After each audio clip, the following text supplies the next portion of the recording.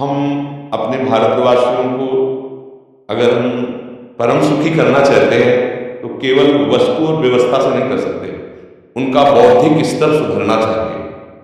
आज हमारे समाज का बौद्धिक स्तर गिरता चला जा रहा है, बहुत चिंता का विषय। हम सुविधाएं दे देंगे, हम विविध प्रकार की भोग सामग्रियां दे देंगे, लेकिन उनके हृदय की जो मलिनता है, जो हिंसात्मक वृत्ति है, जो अपवित्र बुद्धि है, ये जब तक ठीक नहीं होगी तब तक हमारा देश धार्मिक देश है, हमारे यहाँ धर्म की प्रधानता है। तो इसी बात को बार बार हम सबसे निवेदन करते हैं कि ये जो हमारी नई पीढ़ी है, इसी से हमारे राष्ट्र की रक्षा करने वाले प्रकट होते हैं।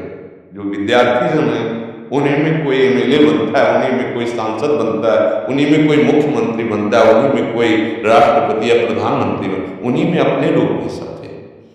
अब हमारी शिक्षा केवल आधुनिकता का स्वरूप लेती जाए और व्यभिचार प्रवृत्ति, व्यसन प्रवृत्ति, हिंसा प्रवृत्ति, ये नई पीढ़ी में देखकर बहुत असंतोष हृदय होता है। इसीलिए कितनी भी शरीर में पीड़ा हो, हम प्रयास करते हैं जितने से जितने सामने हमारे भगवत स्वरूप जन आते हैं, पहले बुद्धि शुद्ध होनी चाहिए। मय्ये वो मन आदर्शो मयि बुद्धि निवेश है, तो निवशिष्यति मय्ये वो अत ऊर्ध्वम संशया, तू मेरे में निवास करेगा, अर्थात भगवदानंद।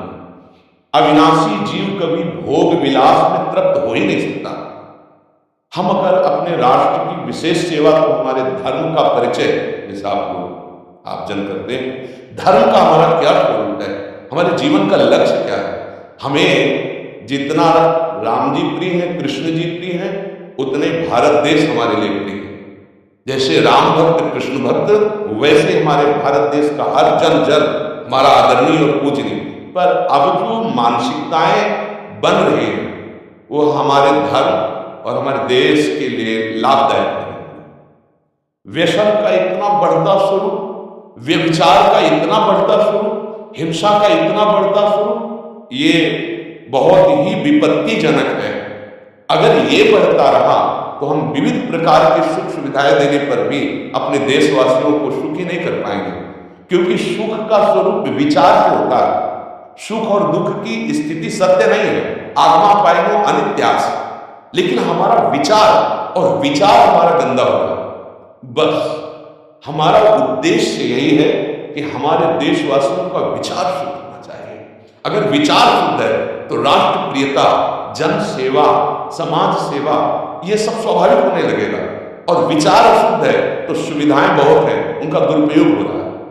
तो बस आप सबसे बड़े बड़े जो देशता जन हैं, जो बड़े बड़े धर्म की रक्षा के लिए भगवान ने जिनको भेजा है, उन सबसे यही प्रार्थना है कि सब व्यवस्था करते हुए हमारे देशवासियों की बुद्धि अध्यात्म को समझे। बिना अध्यात्म को समझे दुख सुख की समानता बिना के परम सुख का अनुभव हो ही नहीं सकता। इस मायाकृत भोग पदार्थों को भगवान ने दुख योनिया कहा। मां में बोर्ड लगा दिया, दुखालयम अशाश्वतम। और हम सब यही चाहते हैं कि लौकिक भोगों को भोगने से ही हमारा राष्ट्र सुखी हो जाएगा या हम सुखी हो जाएंगे। नहीं, लौकिक भोगों को पूजन सामग्री बना करके और श्राद्ध सच्चिदानंद प्रभु पर रखा जाए तो आनंद की उमंगन हो जाएगी। बहुत सुंदर मानव जीवन का स्वरूप है, जिसे देव दुर्लभ कहा गया। दुर्लभो मानुषो देवो, लेकिन क्या दुर्लभता शब्द स्पर्श रूप रस गंध इन्हीं विषय के भोगने की या इन्हीं सुविधाओं के लिए दुर्लभ कहा गया? दुर्लभ है किसी सच्चिदानंद सुख के लिए। और उस सुख को तो हम भूले हुए, एकदम बहते हुए शब्द स्पर्श रूप रसगंध के प्रवाह में चले जा रहे हैं और इसी को सौभाग्य समझ रहे हैं कि हमें सुख प्राप्त हो रहा है। नहीं, हम सबसे प्रार्थना करते हैं कि आप अपने धर्म को समझिए। आप अपने स्व को जहां जहां स्थापित करते चले जा रहे हैं, आप उसे गंदा करते चले जा रहे हैं। मदिरा में, हिंसा में, द्यूतीड़ा में, व्यभिचार में, इसे दोष नहीं समझा जा रहा। और हमारे शास्त्र और हमारा धर्म इसको निषेध करता है। कलयुग की स्थिति बताई गई। छोटे छोटे बच्चे व्यसन करने में लग गए। आज स्कूली विद्यार्थी जिनको ब्रह्मचर्य से पुष्ट होना चाहिए, वो ब्रह्मचर्य नष्ट कर रहे हैं। ये बड़ा चिंता का विषय है। हमारे देश के लिए जो जवाब चाहिए, हमारे देश के लिए जो भक्ति चाहिए, उसमें बुद्धि और शरीर बल दोनों होना चाहिए।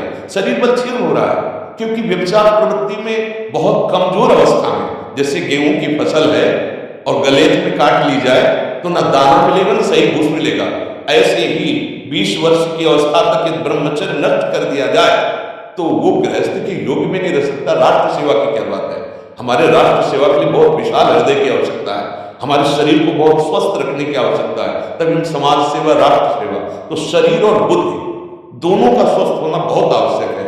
तो शरीर को तो नष्ट किया जा रहा है विषय भोगों में।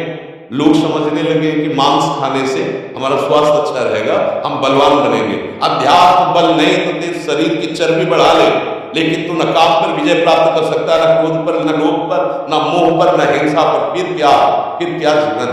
तो इसीलिए हमारा बार बार हृदय में सबसे प्रार्थना है, संत भगवान भी आते हैं कि देखो इस समय आवश्यकता विचार शुद्ध करने की है, आहार शुद्ध करने की है, आचरण शुद्ध करने की है। हमारे देश ने चरित्र की पूजा की है। रावण किसी बात में कम नहीं था।